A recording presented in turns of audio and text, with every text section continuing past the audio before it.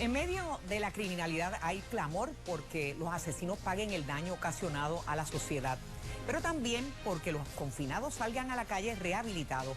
Actualmente está en la legislatura un proyecto que reduciría los años que tendría un confinado antes de solicitar libertad bajo palabra. Valeria Collazo Cañizares fue hasta la cárcel de Bayamón buscando respuestas. La moneda tiene fauces y las leyes en ella son trituradas. Tal vez no es la primera vez que escuchan a Antonino declamando sus poemas. Antonino Giovanni Sánchez Burgos entró a la cárcel cuando era apenas un joven de 24 años de edad en febrero de 1998. Fue acusado por 2 asesinatos que alega no cometió. Durante años ha acumulado evidencia que lo desvincularía de ambos crímenes. En uno de mis casos, otras personas fueron acusadas a nivel federal por el mismo delito, como si la persona hubiera sido asesinada 2 veces, y eso fue una prueba que se ocultó a mi defensa. En el otro caso por el cual resultó convicto, también hay evidencia clave que lo exculparía. Se trata de las declaraciones de un testigo que nunca cuadraron con los informes forenses ni con lo testificado por otras personas. Este testigo, en el 2014-2015 creo que fue, se retractó de su testimonio, finalmente. A pesar de la retractación del testigo estrella y de todas las incongruencias en la investigación, Antonino no tuvo éxito en los tribunales. Agotó todos los recursos judiciales sin conseguir una oportunidad para probar su alegada inocencia. Ahora, este poeta de 47 años recurre a su última esperanza de salir de la cárcel. Ahora mismo hay una clemencia ejecutiva viva, que es la 18005, que estamos esperanzados, ¿verdad?, que en un momento dado el gobernador Pierluisi pues la firme. La clemencia ejecutiva es un privilegio que concede el gobernador de Puerto Rico. Puede dar un indulto total o condicional o conmutar el mínimo o el máximo de la sentencia. Antonino estaría satisfecho con cualquiera de estas opciones. Es un hombre paciente y ha sabido aprovechar su tiempo en prisión.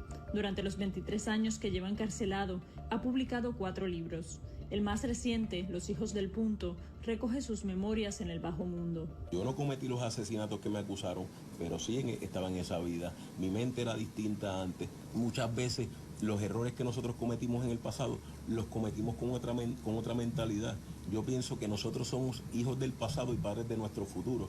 Aunque reconoce y ha padecido las fallas del sistema carcelario, también da fe de que con voluntad y determinación es posible transformar una vida tras las rejas. Cuando tú cambias tu mentalidad y tú te pones una meta de que quieres rehabilitarte, de que quieres ser otra persona, las herramientas aparecen. Precisamente por eso y por lo que implicaría en su caso, Antonino ve el proyecto 437 del Senado como una luz al final del túnel.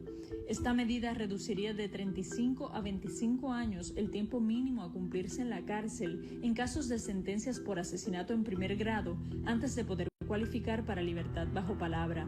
En casos de menores sentenciados como adultos, el tiempo se reduciría de 15 a 10 años.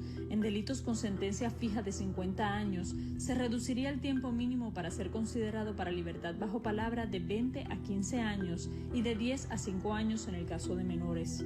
Algunos fiscales del Departamento de Justicia se han expresado abiertamente en contra del proyecto.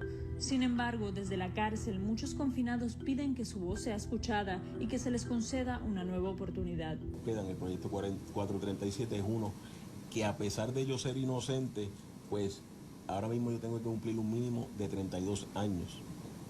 Y si ese proyecto fuese aprobado, tendría que cumplir solamente 25, que aunque no es lo que yo hubiera querido, porque yo hubiera querido prevalecer como persona inocente, pero por lo menos tengo una alternativa de salir, de recuperar mi vida con mis hijas, de mis nietas que no la he podido conocer. La libertad bajo palabra no es una libertad total o que se da de manera automática.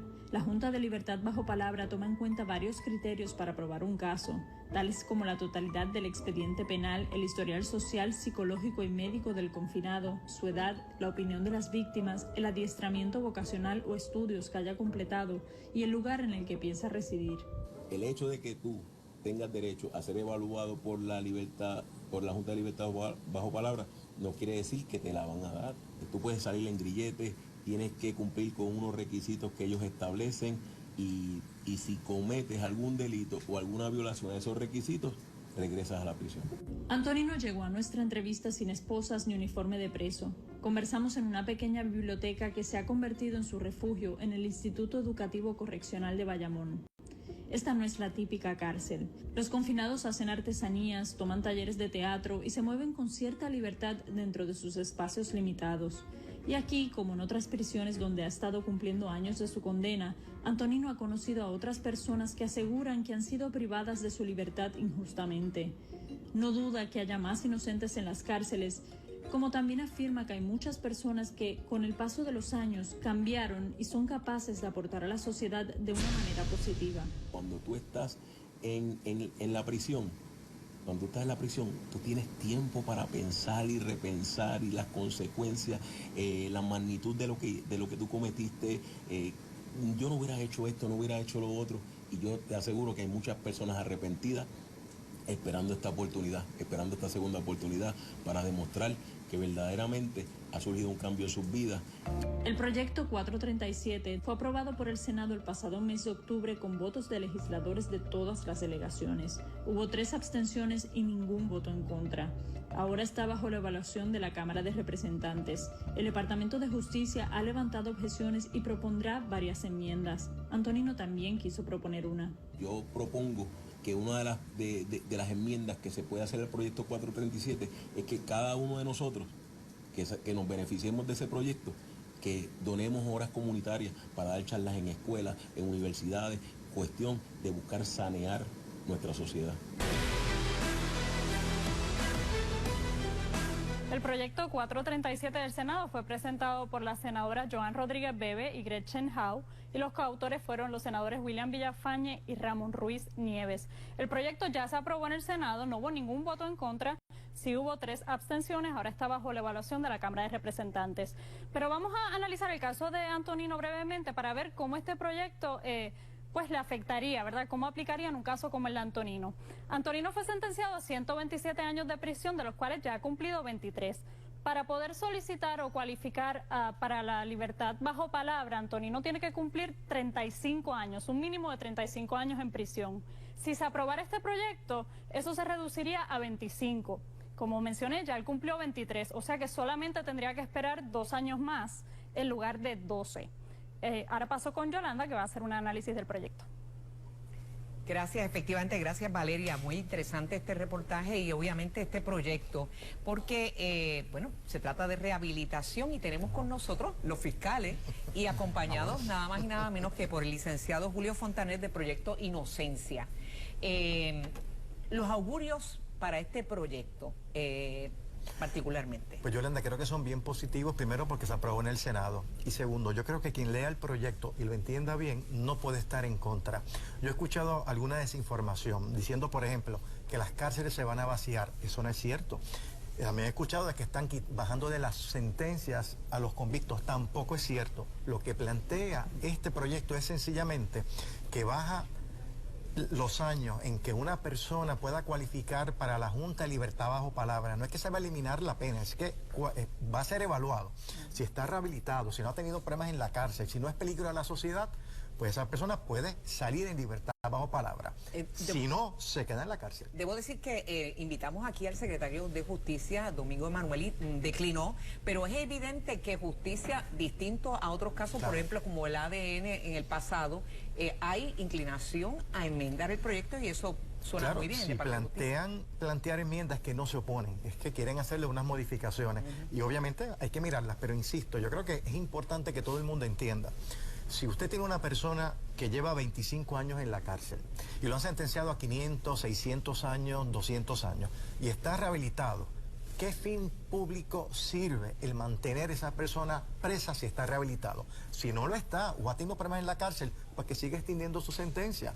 Pero vamos a premiar a ese que se lo ha ganado, ese que se ha rehabilitado. Bien, Osvaldo. Pues mira, Julio, tú sabes que en Puerto Rico cada vez que encuestan, la gente cree más en el sistema federal que en el local. Eso es lo que dicen las encuestas, hay más confianza en el sistema federal. Pero un sistema donde no hay derecho a vista preliminar, donde no hay un derecho absoluto a la fianza, donde los juicios se celebran con mucha velocidad y donde fue abolido este sistema. La Junta bajo libertad bajo palabra no existe en el sistema federal. ¿Por qué tú entiendes que la gente confía más en ese sistema, que es un sistema dirigido más al castigo, claro, que a la rehabilitación, que el sistema nuestro?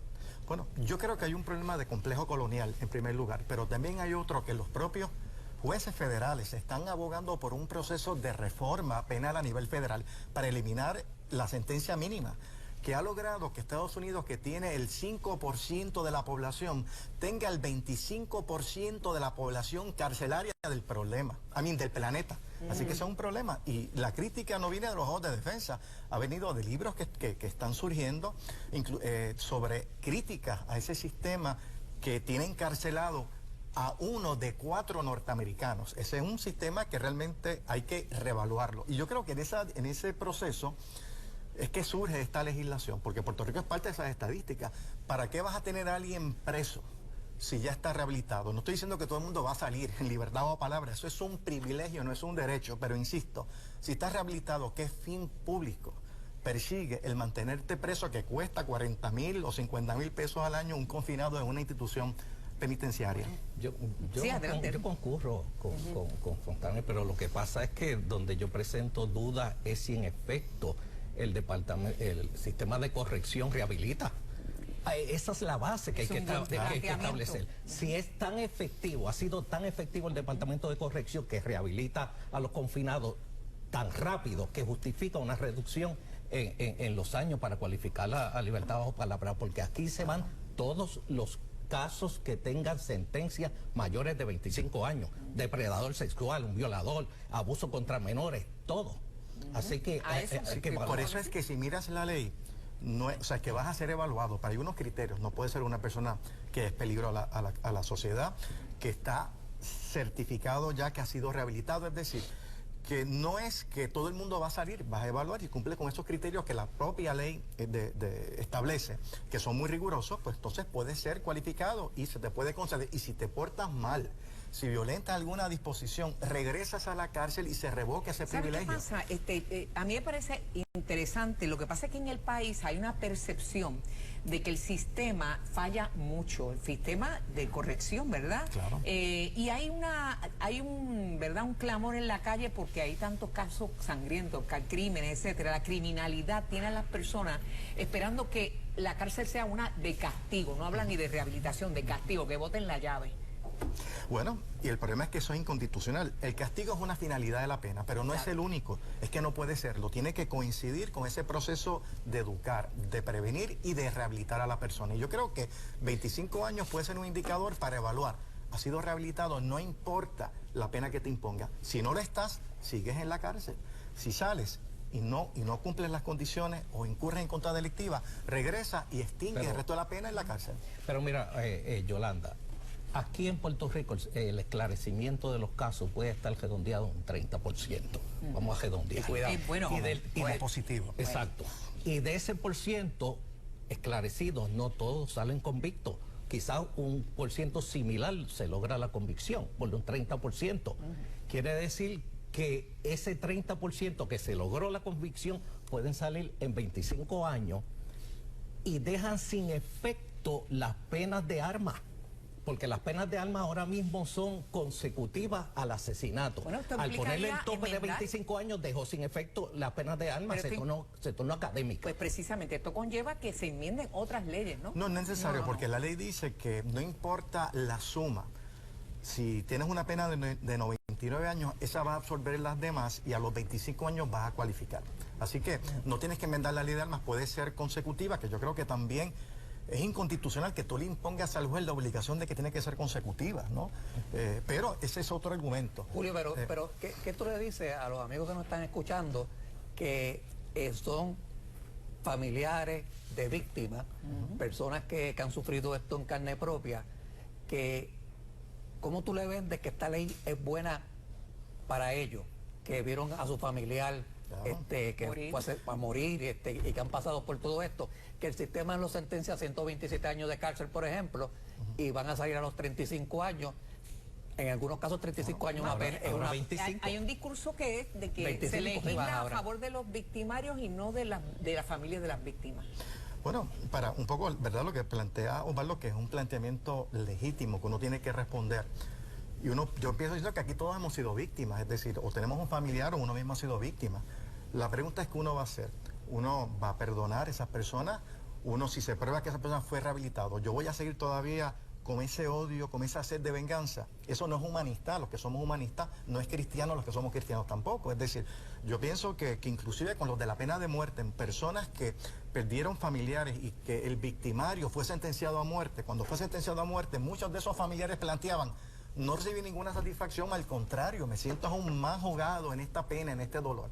Así es que yo pienso que hay que entender que si la persona se rehabilitó, no importa el daño que a usted le hizo, se merece una oportunidad. ¿Algún comentario de ustedes para El asunto es que hay que establecer que el sistema de corrección en efecto rehabilita. Esa debería ser la noticia el caso de antes de Antonino bajar parece- el porciento El de... caso que Valeria trajo está evidenciando que la persona ha tenido un comportamiento ejemplar, ha escrito libros. Me dice Valeria que es un excelente escritor. No, Y obviamente que esta- la Junta también tiene que hacer su trabajo. Definitivamente. Y hay que darle la Claro. oportunidad a las víctimas de que comparezcan, que den su Definitivamente. posición, que se les escuche. Claro.